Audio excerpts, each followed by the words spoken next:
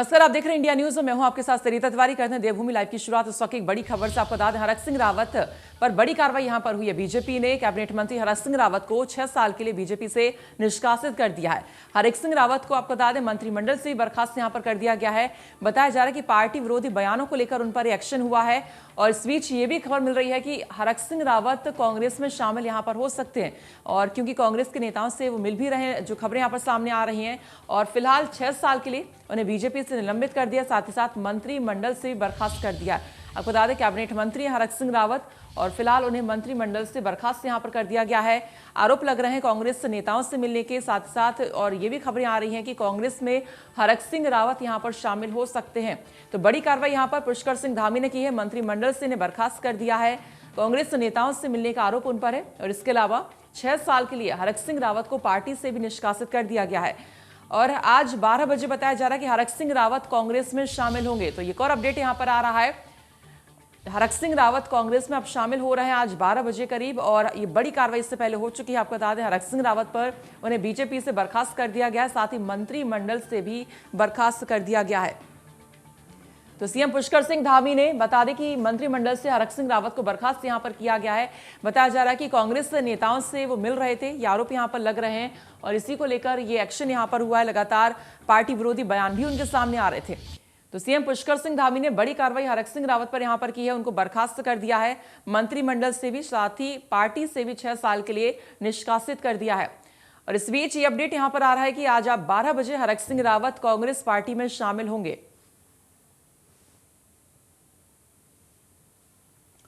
तो पार्टी विरोधी बयानों को लेकर ये बड़ा एक्शन यहां पर सीएम पुष्कर सिंह धामी ने कैबिनेट मंत्री पर यहां पर किया है। बीजेपी ने 6 साल के लिए इन्हें निष्कासित कर दिया है, साथ ही साथ मंत्रिमंडल से भी बर्खास्त कर दिया गया है। और ये खबरें यहां पर सामने आ रही हैं कि अभी तक हरक सिंह रावत कांग्रेस में शामिल हो सकते हैं, लेकिन बड़ा अपडेट यहां पर यह है कि 12 बजे कांग्रेस में शामिल हो रहे हैं हरक सिंह रावत। तो सूत्रों के हवाले से खबर यहां पर मिल रही है, हरक सिंह रावत आज कांग्रेस में शामिल हो रहे हैं। और बता दें कि पार्टी विरोधी बयानों को लेकर हरक सिंह रावत पर एक्शन यहां पर किया गया है। कांग्रेस नेताओं से मिल रहे थे, ये भी आरोप उन पर लग रहे हैं और इसी को लेकर उन्हें पार्टी से 6 साल के लिए निष्कासित कर दिया गया है, साथ ही साथ मंत्रिमंडल से भी उन्हें बर्खास्त कर दिया है। तो कैबिनेट मंत्री हरक सिंह रावत को बर्खास्त कर दिया गया है। कांग्रेस पार्टी के नेताओं से मिलने का आरोप है, साथ ही साथ बताया जा रहा है कि हरक सिंह के साथ 4 विधायक और भी यहां पर आ सकते हैं, कांग्रेस में आ सकते हैं, जो हरक सिंह रावत के समर्थक हैं। हो सकता है कि वो भी कांग्रेस पार्टी में आज यहां पर शामिल हो जाए। तो बड़ा अपडेट यहां पर इस बीच आ रहा है, हरक सिंह रावत आज कांग्रेस में शामिल यहां पर हो सकते हैं। सूत्रों के हवाले से खबर यहां पर मिल रही है। फिलहाल आपको बता दें पुष्कर सिंह धामी ने बड़ी कार्रवाई इन पर की है और इन्हें 6 साल के लिए फिलहाल पार्टी से निष्कासित कर दिया है, साथ ही साथ मंत्रिमंडल से भी इन्हें बर्खास्त कर दिया है। तो कैबिनेट मंत्री को पार्टी से निष्कासित कर दिया गया है और आज बताया जा रहा है कि वो कांग्रेस में शामिल यहां पर हो सकते हैं। बताया जा रहा है कि हरक सिंह रावत लगातार कांग्रेस पार्टी के नेताओं से मुलाकात कर रहे थे, ये आरोप उन पर लग रहे हैं, साथ साथ पार्टी विरोधी बयानबाजी भी कर रहे थे। तो इसी को लेकर ये बड़ी कार्रवाई यहां पर सीएम पुष्कर सिंह धामी ने यहां पर की है। अब जो खबरें यहां पर मिल रही हैं सूत्रों के हवाले से कि 12 बजे हरक सिंह रावत कांग्रेस में यहां पर शामिल हो सकते हैं। तो देखना यह होगा कि क्या हरक सिंह रावत के साथ और भी विधायक कांग्रेस में शामिल होते हैं।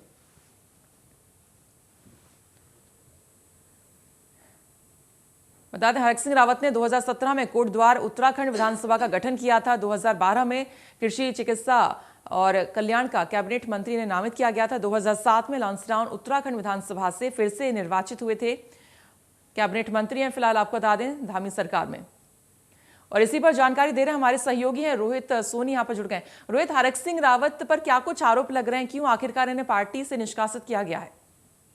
बिल्कुल, देखिए अगर हरक सिंह रावत के बारे में बात करते हैं तो हरक सिंह रावत एक चेहरा नहीं कह सकते, उत्तराखंड राज्य के उन करता और नेताओं में समार हैं जो हमेशा से ही इस बात को लेकर चर्चाओं में रहे हैं। और दूसरा अगर हम बात करें कहीं ना कहीं वो हमेशा पार्टी पर जो दबाव बनाते रहे हैं, चाहे वो अपने किसी कार्यकर्ता के लिए हो या फिर अपने काम के लिए हो या फिर अगर हम बात करें तो किसी के टिकट दिलाने को लेकर के हो। इससे पहले यह मरतबा देखा गया था कि कुछ दिनों पहले ही जब कोटद्वार मेडिकल कॉलेज को लेकर के भी काफी हंगामा हुआ था, चर्चा यह भी थी कि उन्होंने कैबिनेट में इस्तीफा देकर के बाहर निकले हैं। तो उस चर्चाओं को भी हालांकि उन्होंने विराम लगा दिया था, क्योंकि उनका कहना था कि हमने ऐसा कुछ नहीं किया था। लेकिन इसके बाद से जो है लगातार इस मामले में में जो है चर्चाएं थी कि वह कभी भी कांग्रेस शामिल हो सकते हैं। और इस बार चर्चाएं जो है, यह चर्चाएं इस बात को लेकर के है क्योंकि कहा यह जा रहा था कि अपनी बहू की टिकट मांग रहे थे वह लैंसडाउन से, और इसको लेकर के बीजेपी ने पहले ही स्पष्ट कर दिया था कि वह परिवारवाद यानी एक परिवार से एक ही व्यक्ति को टिकट देंगे। बीजेपी ने यह भी कहा था संगठन ने कि अगर आप लड़ना चाहे तो आप लड़ने, या फिर अगर आप अपनी बहू को लड़ना चाहे तो आप बहू को टिकट लड़ा सकते हैं, चुनाव लड़ा सकते हैं।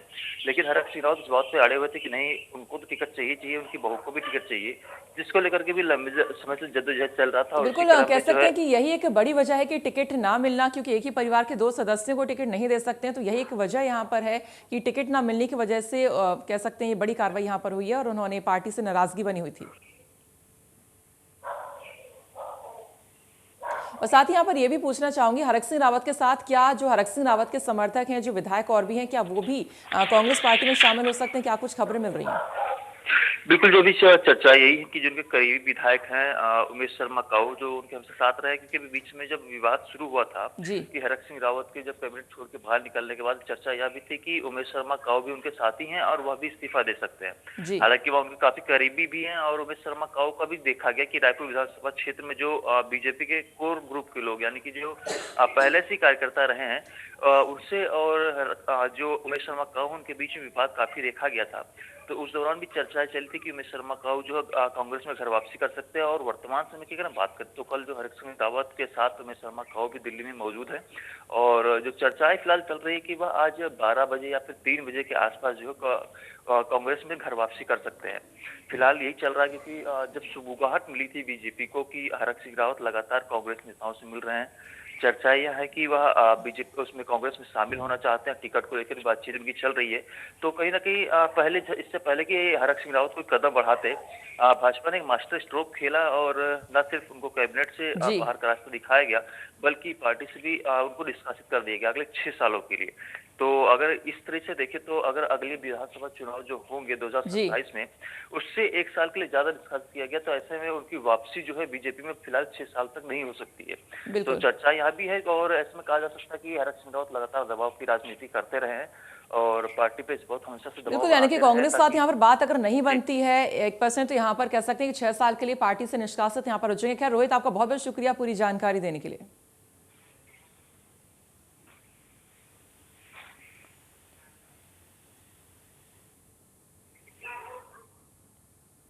और इसी बीच एक बड़ी खबर आपको बता दें, उत्तराखंड में बीजेपी की 25 सीटों पर पेच फंस गया है। 15 विधायकों का टिकट कट सकता है। सूत्रों के हवाले से बड़ी खबर यहां पर आ रही है। 19 जनवरी को संसदीय बोर्ड की बैठक होनी है। बैठक में आपको बता दें टिकटों पर अंतिम फैसला यहां पर लिया जाएगा। तो 15 विधायकों का बताया जा रहा है कि टिकट यहां पर कट सकता है। 19 जनवरी को संसदीय बोर्ड की बैठक होनी है, जिसमें टिकट पर यहां पर अंतिम फैसला लिया जाएगा। तो बैठक वहां पर होगी। बैठक में ये अंतिम फैसला वहां पर लिया जाएगा कि 15 विधायकों का जो टिकट यहां पर कट सकता है, इसको लेकर जो पुख्ता जानकारी है, बैठक में यहां पर अंतिम फैसला यहां पर लिया जाएगा। तो उत्तराखंड में 25 सीटों पर टिकट पर यहां पर पेच फंस सकता है। उनमें से 15 विधायकों का बताया जा रहा है कि टिकट यहां पर कट सकता है। सूत्रों के हवाले से ये खबर यहां पर मिल रही है। तो संसदीय बोर्ड की बैठक भी यहां पर होनी है उत्तराखंड में, जिसके बाद क्लियर होगा अंतिम फैसला इन 15 विधायकों को लेकर कि इनका टिकट कटेगा या नहीं कटेगा। तो 25 सीटें हैं जहां पर 25 विधायकों के टिकट को लेकर असमंजस यहां पर बना हुआ है, पेच यहां पर फंसा हुआ है। 19 जनवरी को हालांकि ये बैठक यहां पर होनी है। उस बैठक में अंतिम फैसला लिया जाएगा कि इन 15 विधायकों का टिकट कटेगा या नहीं कटेगा। तो सूत्रों के हवाले से बड़ी खबर यहां पर मिल रही है, 15 विधायकों का टिकट कट सकता है उत्तराखंड में। इसके अलावा 25 सीटों पर पेच फिलहाल फंसा हुआ है। साथ साथ संसदीय बोर्ड की 19 जनवरी को यहां पर बैठक होनी है। उस बैठक में ही अंतिम फैसला लिया जाएगा इन 15 विधायकों के टिकट को लेकर। तो आपको बता दें वोटिंग से पहले बड़ा फेरबदल और कह सकते हैं सियासी भूचाल यहां पर देखने को मिल रहा है। एक तरफ हरक सिंह रावत को पार्टी से निकाल दिया गया है, वहीं इस बीच 15 विधायकों के टिकट कटने की भी खबर सामने आ रही है सूत्रों के हवाले से। और 25 सीटों पर फिलहाल पेच यहां पर फंसा हुआ है। 19 जनवरी को संसदीय बोर्ड की बैठक होनी है, जिसमें 15 विधायकों के टिकट को लेकर यहां पर अंतिम फैसला होगा।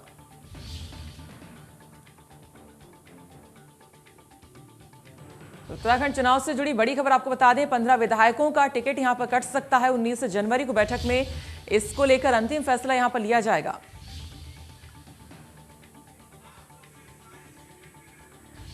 तो उत्तराखंड में सियासी भूचाल देखने को मिल रहा है। अब आपको बता दें, वोटिंग से पहले एक तरफ सीएम पुष्कर सिंह धामी ने मंत्रिमंडल से कैबिनेट मंत्री हरक सिंह रावत को बर्खास्त कर दिया है। वहीं बताया जा रहा है कि 15 विधायकों का भी टिकट कट सकता है। तो बड़ा फेरबदल भी यहां पर हो रहा है। क्या कुछ होगा? 19 जनवरी को यह फैसला लिया जाएगा कि इन 15 विधायकों का टिकट कटेगा या इनको बरकरार रखेंगे।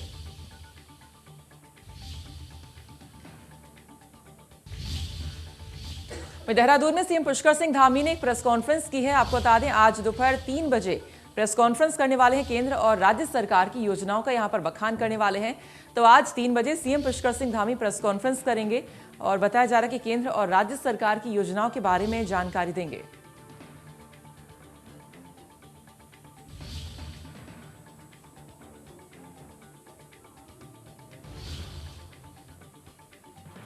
तो 3 बजे CM Pushkar Singh Dhami press conference करने वाले हैं। इसमें केंद्र और राज्य सरकार की योजनाओं के बारे में बखान करेंगे।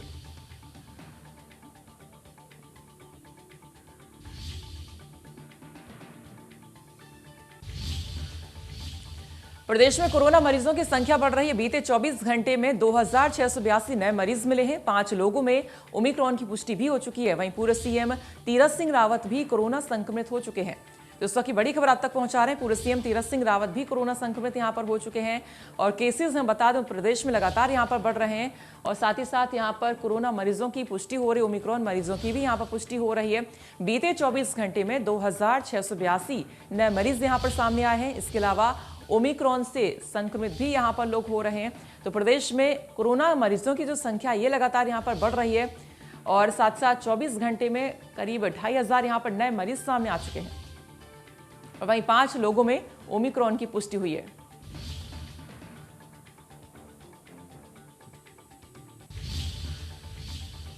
कोरोना को लेकर धामी सरकार ने एक बड़ा फैसला लिया है। आज से स्कूल नहीं खुलेंगे, ऑनलाइन क्लासेस यहां पर चलेंगी। 50% क्षमता के साथ यहां पर मॉल खुलेंगे, सिनेमा हॉल खुलेंगे। इसके अलावा नाइट कर्फ्यू रात 10 बजे से सुबह 6 बजे तक रहेगा। साथ ही स्विमिंग पूल और वाटर पार्क 22 जनवरी तक बंद रहेंगे।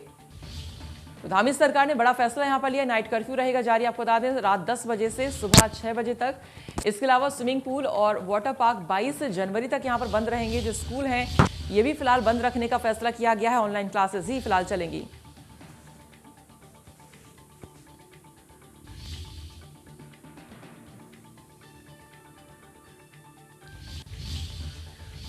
उत्तराखंड प्रत्याशियों की पहली सूची जारी हो गई है। समाजवादी पार्टी ने प्रत्याशियों की अपनी पहली सूची जारी कर दी है। पहली लिस्ट में 11 प्रत्याशियों के नाम यहां पर शामिल किए गए हैं। 11 जिलों के प्रत्याशियों की यह सूची यहां पर जारी की गई है। उत्तरकाशी, चमोली, पौड़ी गढ़वाल, पिथौरागढ़, बागेश्वर, अल्मोड़ा, इन सभी जिलों में जो विधानसभा यहां पर है इन सब के कैंडिडेट जो हैं डिसाइड हो चुके हैं। तो प्रत्याशियों की 11 जिलों के प्रत्याशियों की यह सूची यहां पर जारी की गई है। तो वो नाम है और वो जिले और विधानसभा सीटें यहां पर जो आप देख सकते हैं। प्रत्याशियों की पहली सूची यहां पर जारी की है जिसमें 11 प्रत्याशियों के नाम शामिल हैं।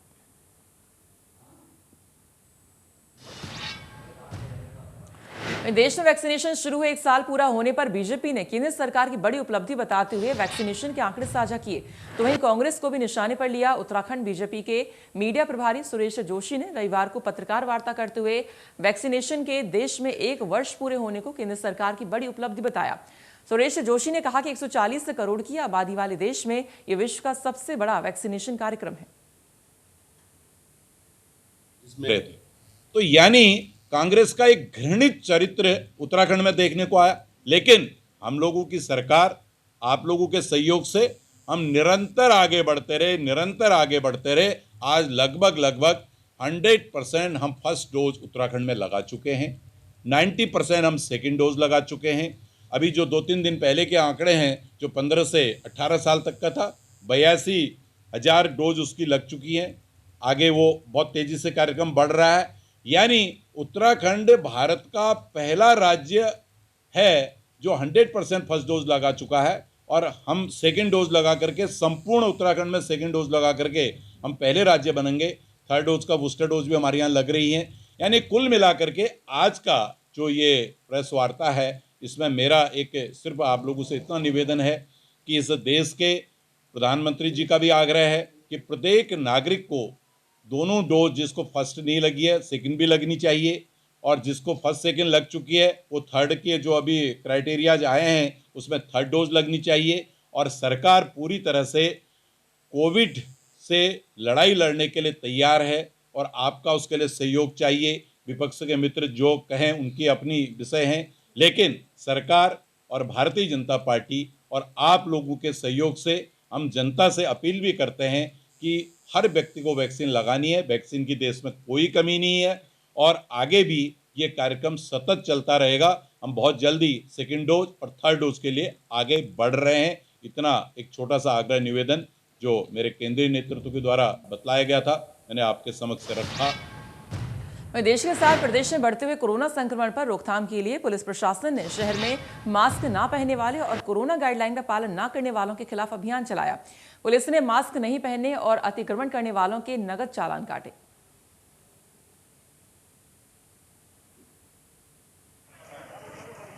इस समय जो कोविड का ज़्यादा जो है वो फैल रहा है कोविड, इसमें ओमिक्रॉन नाम से जो है ज़्यादा हुआ है और यहाँ जनपद में भी और अपने खटीमा क्षेत्र में भी ये इसके जो है ज़्यादा इस समय संक्रमित लोग हो रहे हैं।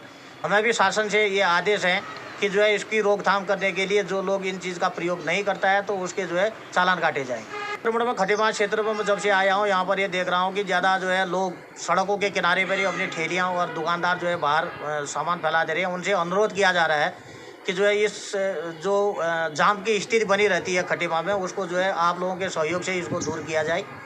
और ज़्यादा हम ये कोशिश कर रहे हैं कि अतिक्रमण हटे, थोड़ा बहुत अपने साइडों में लगाए। अगर रोड को भी खाली कर देंगे तो हमारा यातायात बाधित नहीं होगा। इस समय उत्तराखंड में चुनाव से पहले आयोग की सख्ती के बाद जहां शासन ने आबकारी सचिव और आबकारी आयुक्त पद से हरिचंद्र सेमवाल को हटा दिया है, तो वहीं एसएसपी ऊधम सिंह नगर को सीधे केंद्रीय निर्वाचन आयोग ने हटाते हुए डीआईजी बरिंदरजीत सिंह को एसएसपी ऊधम सिंह नगर बना दिया है। अब आबकारी सचिव पद पर रविनाथ रमन और आबकारी आयुक्त के पद पर नितिन भदौरिया को तैनात किया गया है। माना जा रहा है कि कुछ और तबादले और नीतिगत निर्णय जिनको लेकर विवाद है उस पर भी निर्णय हो सकता है। दरअसल सरकार ने आचार संहिता लगने से पहले 7 जनवरी को आबकारी आयुक्त के पद से नितिन भदौरिया को हटाते हुए यहां पर सचिव आबकारी हरिचंद्र सेमवाल को ही आयुक्त की जिम्मेदारी भी दे दी थी। पूर्व मुख्यमंत्री हरीश रावत ने सरकार के इस फैसले पर सवाल खड़े करते हुए सोशल मीडिया पर पोस्ट भी डाली थी। इस मुद्दे पर कांग्रेस ने जहां सरकार को घेरा है, जबकि बीजेपी ने सीधे सीधे इसे एक चुनावी प्रक्रिया बताया है। कि चुनाव आयोग को निष्पक्ष चुनाव कराना प्रदेश में, और इसको कोई भी राजनीतिक दल निष्पक्ष चुनाव कराने के लिए शुरू से चुनाव आयोग से हम लोग बोल रहे हैं। अगर चुनाव आयोग को लगा होगा कि भाई कौन अधिकारियों को हटाना है और कौन अधिकारियों को रखना है, उसी के क्रम पे उन्होंने अधिकारियों को हटाया होगा। अब कांग्रेस हर चीज़ के लिए कहती है कि साहब हमने कर दिया। कांग्रेस तो राहुल गांधी जी को बुला रही है इटली से बहुत दिनों से, राहुल जी तो आ नहीं रहे अभी तक। तो पहले राहुल जी को तो बुला लो इटली से चुनाव प्रचार के लिए। उनके कहने पर उनका नेता राहुल नहीं आ रहा है, उनके कहने पर कौन हट जाएगा? भाई जो नियम कायदा कानून होगा उसको चुनाव आयोग करेगा और उसी के आधार पर चुनाव आयोग कर भी रहा है। और निष्पक्ष चुनाव कराने के लिए जो चीज़ें जरूरी होंगी चुनाव आयोग को वो करेगा। और भारतीय जनता पार्टी तो हमेशा प्रजातांत्रिक सिस्टमों पर विश्वास करती है, डेमोक्रेसी पर हम लोग विश्वास करते हैं। जो आयोग करेगा उसका पालन हम लोग भी करेंगे। तो लगातार हम देख ही रहे हैं कि सत्ता का किस तरह से दुरुपयोग यहाँ पर किया जा रहा है और येन केन प्रकारेण सरकार बनाने के लिए, कुर्सी पाने के लिए सत्तारूढ़ दल किस तरह से हर चीज़ अपने पाले में लेने की कोशिश कर रहा है या अपने पक्ष में जिस तरह से भी माहौल बनाने की कोशिश। जैसे मैं आपके संज्ञान में लाना चाहती हूँ कि जो ई श्रमिक कार्ड बन रहे हैं उसमें सरकारी कर्मचारियों की उपयोगिता होनी चाहिए या उनको यूज़ किया जाना चाहिए, पर देखने में ये आया है कि ई श्रमिक कार्ड भारतीय जनता पार्टी के कार्यकर्ता और नेता बना रहे और वही वितरित भी कर रहे हैं गांव-गांव। हमें दूर लोहाघाट चंपावत से ये रिपोर्ट मिल रही है कि भारतीय जनता पार्टी के लोगों को ई श्रमिक कार्ड बनाते वक्त आश्वासन भी दे रहे हैं कि उनके अकाउंट में 10 से 15 हज़ार बहुत जल्द पहुँच जाएंगे। ऐसे में चुनाव आयोग से मैं इस बात का भी स्वतः संज्ञान लेने की आदर्श आचार संहिता पर प्रशासन ने सख्ती से पालन कराने के लिए राजनीतिज्ञों को अमली जामा पहनाना और राजनीतिक दलों पर गाज गिराना शुरू कर दिया है। आपको बता दें कि भारत निर्वाचन आयोग ने आदर्श आचार संहिता का उल्लंघन करने वालों पर सख्ती से निपटने के लिए इस बार सीवी जिल नाम से एक ऐप जारी किया है, जिसमें कोई भी व्यक्ति आचार संहिता के उल्लंघन करने वालों को प्रशासन की जानकारी में डालकर उस पर तुरंत कार्रवाई करने में भागीदारी निभा सकता है।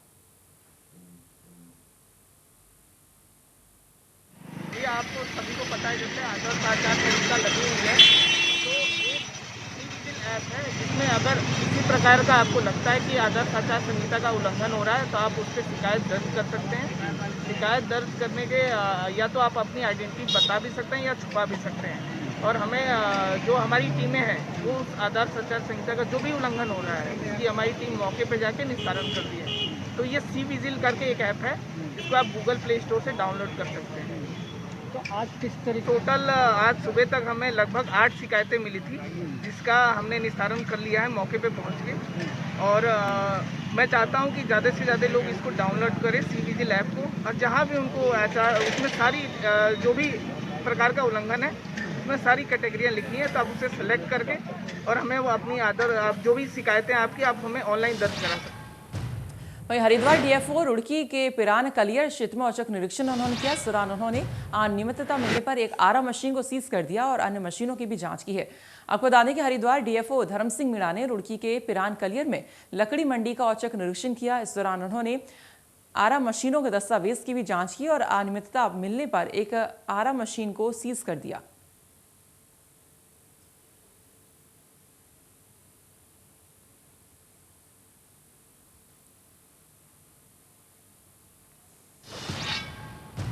और फिलहाल इसी के साथ देवभूमि लाइव में इतना ही, लेकिन आगे और भी खबरें जारी रहेंगी। आप देखते रहिए इंडिया न्यूज। नमस्कार।